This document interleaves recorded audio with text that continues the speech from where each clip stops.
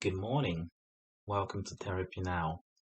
I am your host, Dr. Ben. Well, in today's session, we get to talk about the mind and really dive deep. All right. So, there seems to be a misconception about what constitutes pleasure or versus pleasure versus happiness. What really is happiness? And so, there is ample research from neuroscience that gives us an understanding of what constitutes pleasure or how you compare that to what is actually happiness. A couple of years back when I was in medical school, professors actually gave us the opportunity to understand these chemicals. So we studied them and how that relates to how we function, body wise and our nervous system. So we have certain chemicals that when released have specific functions and things like how we feel. You wake up in the morning, you're smiling, well, you see me smiling, there's a reason for that.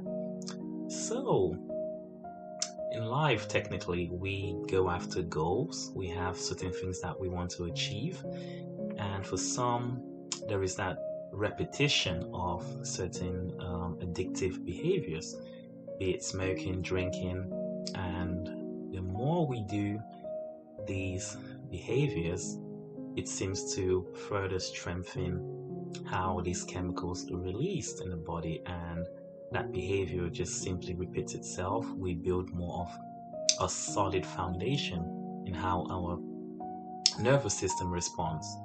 So we have two major chemicals that we all release in our bodies, and it has tremendous effects.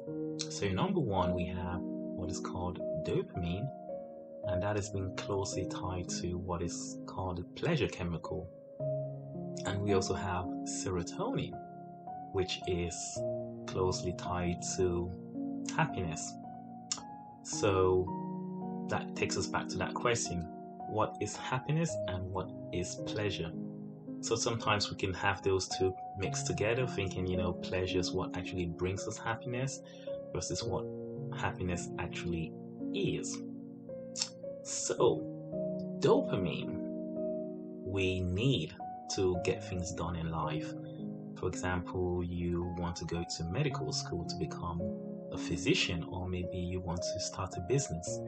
You have to have that motivation, that drive to get you on that path, correct? All right.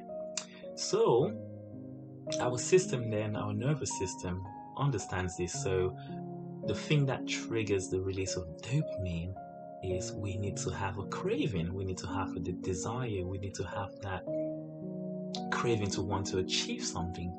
And the more we have, the more dopamine is released to enable us to achieve that goal. Correct? All right. So, what happens when we, let's say, want to make money, or we get to a certain goal and we need to do more of the same to feel that same need of pleasure? So, you drink 3 bottles of alcohol the next time.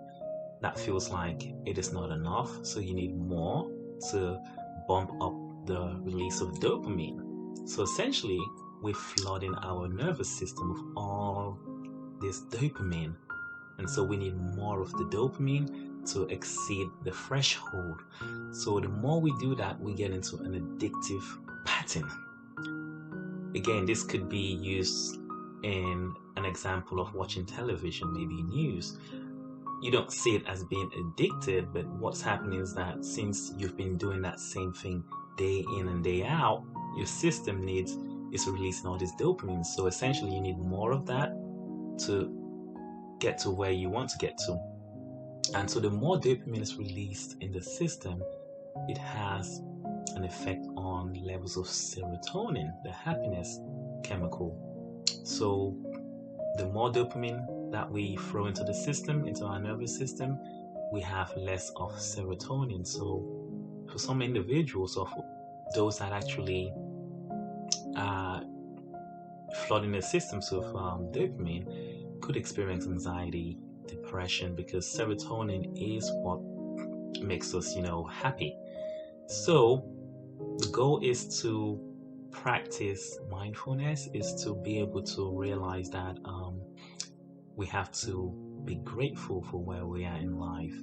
Because if you don't balance serotonin and you seek more of dopamine, you're going to have less of serotonin, and the things that you really want in life, like happiness, to be truly happy, it's going to be fleeting, because then you have this thing about your system being over flooded, and so it needs balance. So for clients that I see, patients that come in anxious, thinking about the future, really catastrophizing the future, just feeling so anxious, or those that are wanting to, question, why am I not feeling happy?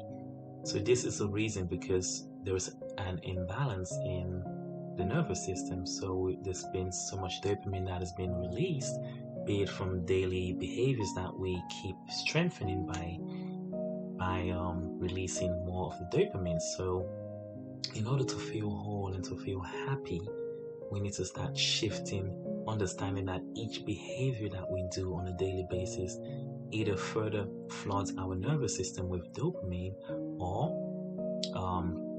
enables serotonin to increase. So again, take home points here is that dopamine is a natural neurotransmitter that we need to get things done in life. But the more we focus on that pleasure craving aspect, be it drinking alcohol, be it watching news, or certain things that strengthens that behavior, we seek more of that behavior, and so that does reduce the amount of serotonin, which is independent from dopamine. Happiness is not the same thing as strictly pleasure. Happiness is a state of mind that once you're in that state of mind, there is no feeling as though you need more of happiness. Happiness is just happiness. But with dopamine, you need more of that dopamine to get to the threshold, and you exceed that by seeking more of that behavior. So the goal in feeling whole is to make sure that serotonin is being balanced. And oftentimes, we forget about that. And so that's why we have a big addiction problem, not just in the US, but globally, because there is an imbalance in our chemicals in the body. We're out there seeking and seeking and seeking, but we're not realizing that there is this point that we need more of gratitude. Just being thankful that you're alive. Be thankful that you have oxygen, that you're breathing. And take a few moments, maybe even an hour, 2 hours, 3 hours a day, just basking in this gratitude and being thankful. You don't have to scream it out at the top of your roof, but you can go out and assist those that are in a situation where they need help, maybe a soup kitchen, maybe do something that serves others. That would also increase your serotonin levels, and just being able to be grateful about life. Go out in the sun, relax, thank God for just being alive, instead of being out there and just seeking and seeking and seeking. You need to take a break and just be grateful for the life that you have. It is truly a blessing.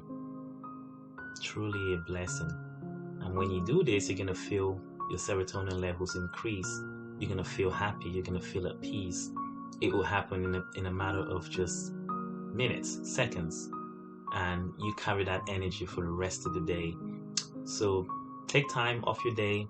Realize that each behavior has its consequences in how we release these chemicals and how it affects our health directly.